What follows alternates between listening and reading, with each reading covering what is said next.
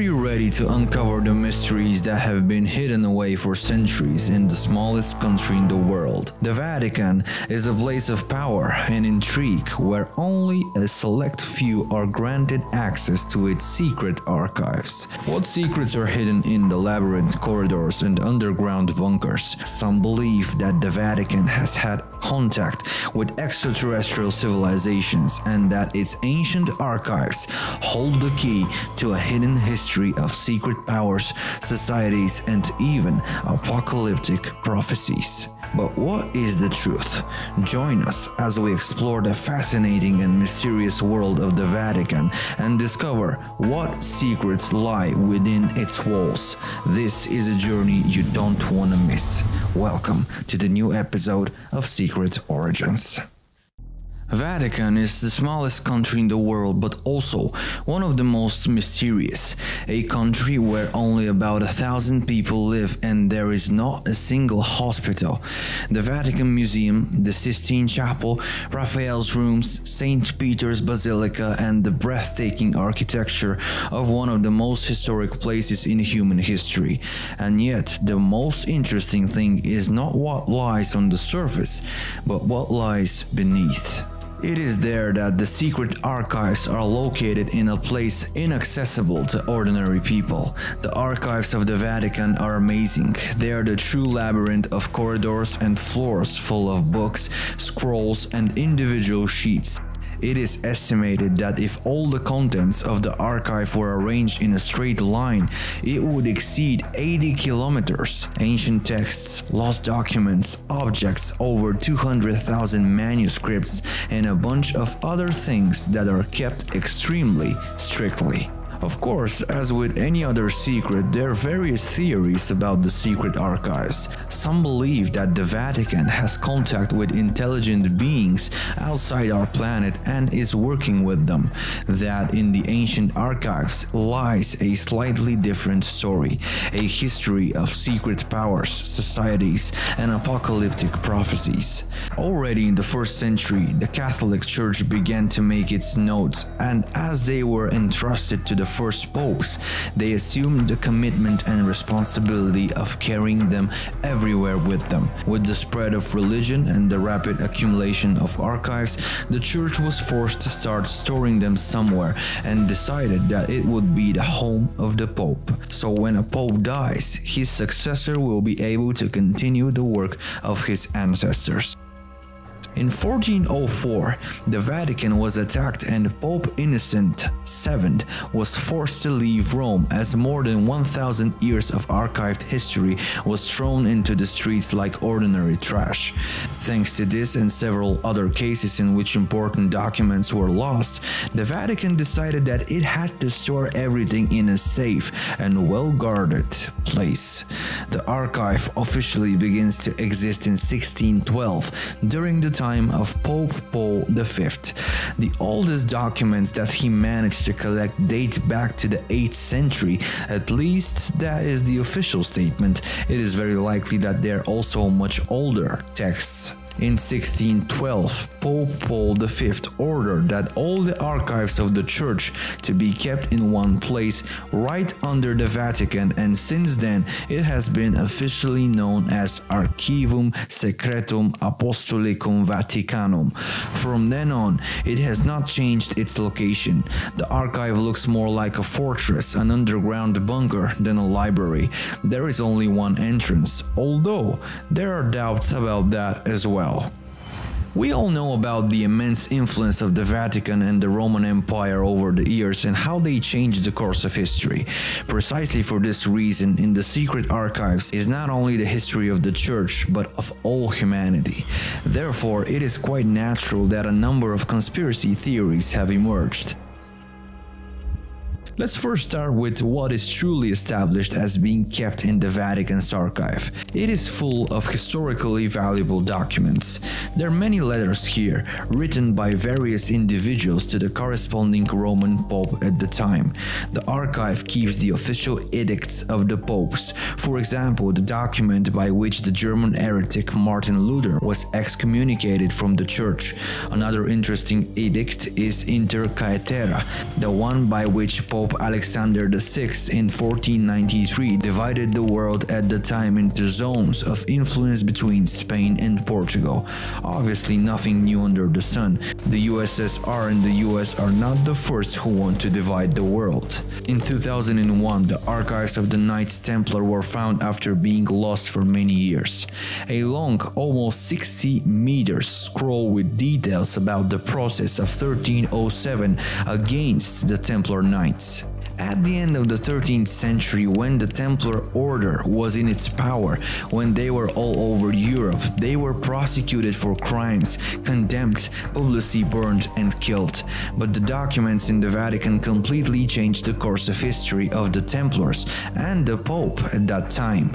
Another similar handwritten text contains information about the process against Galileo Galilei from 1633, in which he was accused because he claimed that the Earth revolves around the Sun and not vice versa as everyone thinks. An interesting document is the Doctrine of the Immaculate Conception of the Virgin Mary, written in 1854. Also the letter of Michelangelo to Pope Julius II, in which he requests to be paid for the work of the Sistine Chapel.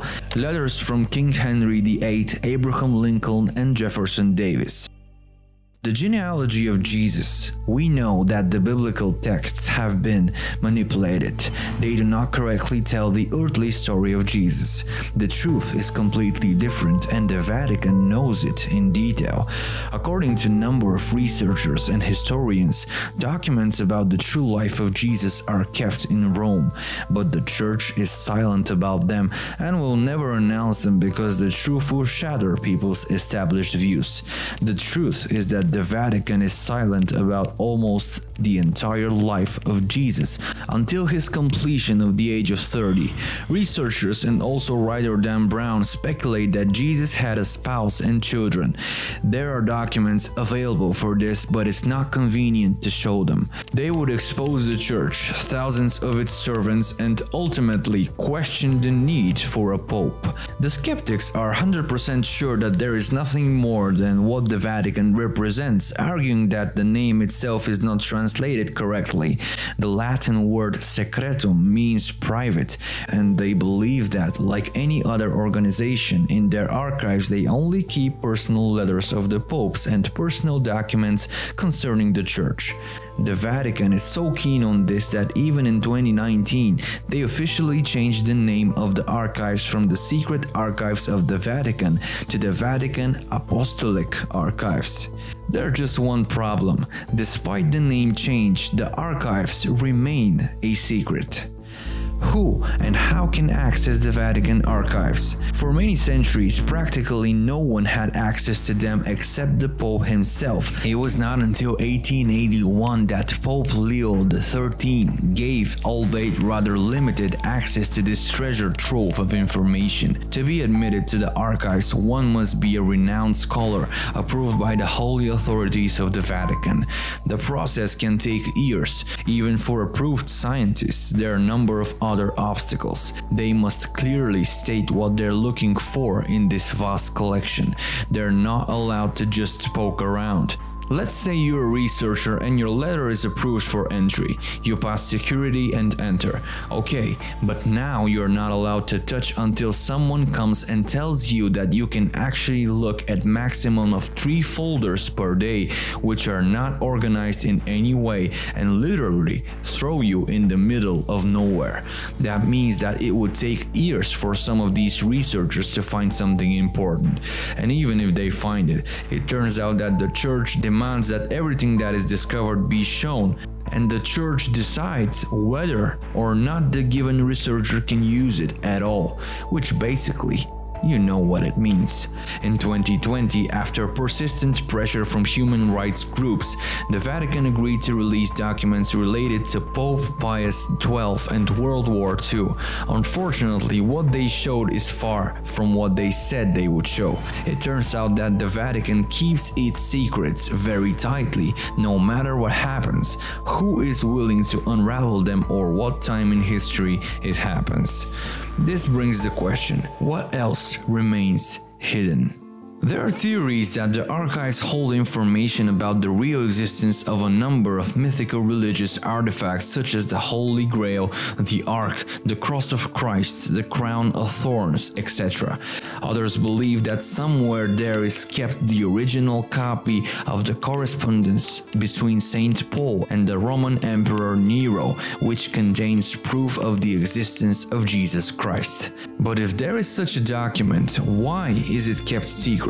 On the contrary, some believe that the archive contains documents showing that Christ never existed. In 1750, archaeologists found an ancient book in Solomon's tomb in Jerusalem. It was written in Hebrew or Aramaic, but it turns out to be a copy of an older version, probably from the 13th century or even earlier.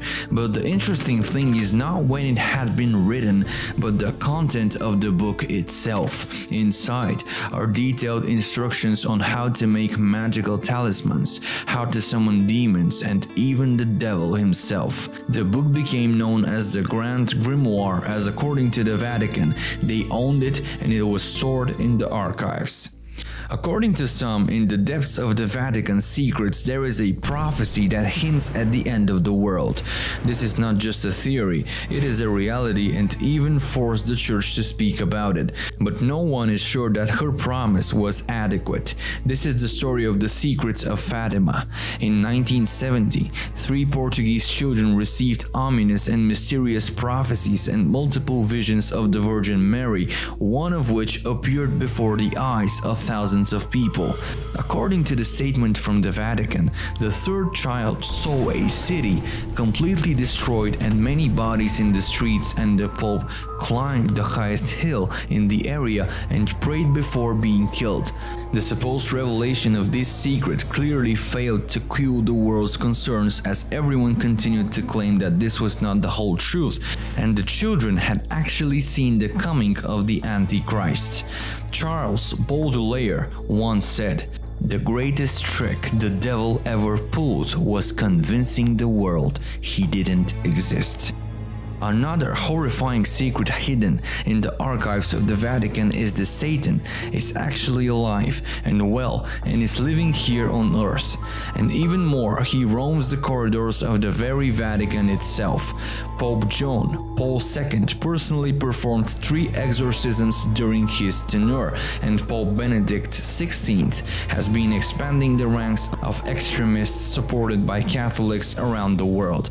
In fact, Father Gabriel Amorth, the church's chief exorcist, claimed to have personally expelled more than 300 demons per year from the confines of his office in the Vatican, and has 350 exorcists working in the name of the Catholic Church alone in Italy. Amorth also teaches bishops how to distinguish between satanic possessions and psychological illness, noting that those who had the misfortune of being attacked by a demon have an intense hatred of sacred objects, just like in the movies. There is a legend that the Vatican also keeps the documents for the existence of a female pope. When Pope Leo IV died, a woman was chosen to take his place, but on one condition: that she dressed as a man and took the name John Anglicus. She ruled for almost 2 years, but was eventually captured when she gave birth and then quickly ended her career. Several paintings around the altar in St. Peter's Cathedral show a woman in a papal crown, and Jean-Laurence Bernardini even created a sculpture with a woman's face on the chest of a high clergyman, enough evidence to turn the legend into a conspiracy and into truth. In 1972, an Italian newspaper article came out that shocks the world. It said, "Finally, a machine that photographs the past has been invented." Father Ernetti says that he used the chronovisor and was able to see the last days of Jesus Christ, and even managed to photograph the picture that was broadcast on TV. The device was similar to television, except that you could tune into the past and watch and hear the events that had happened over the centuries. Whether it's the truth or not, we cannot know, but things are definitely getting more and more interesting. In 1988, during the restoration of the Vatican Library, strange alien-like skulls were found. Thousands of sources around the world point to the idea that the Vatican archives hide evidence of extraterrestrial civilizations.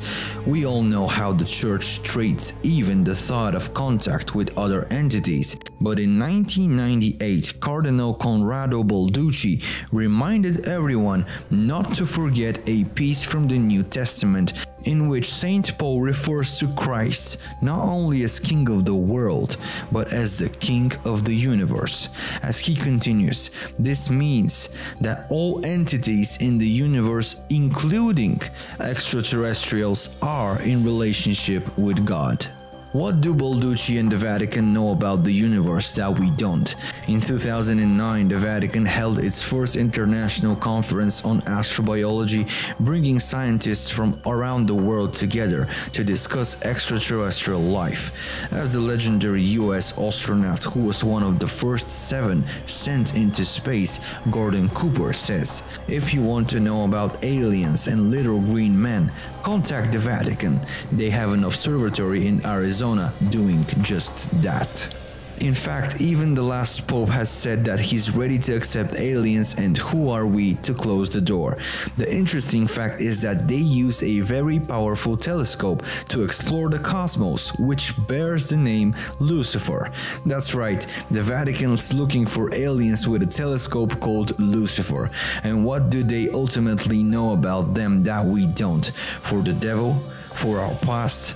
Whatever it is most likely hidden deep within their heavily guarded secret archives, and we might never really find out. Thank you so much for watching another episode of Secret Origins. We bow before you and thank you. Keep your minds open, and until we meet again.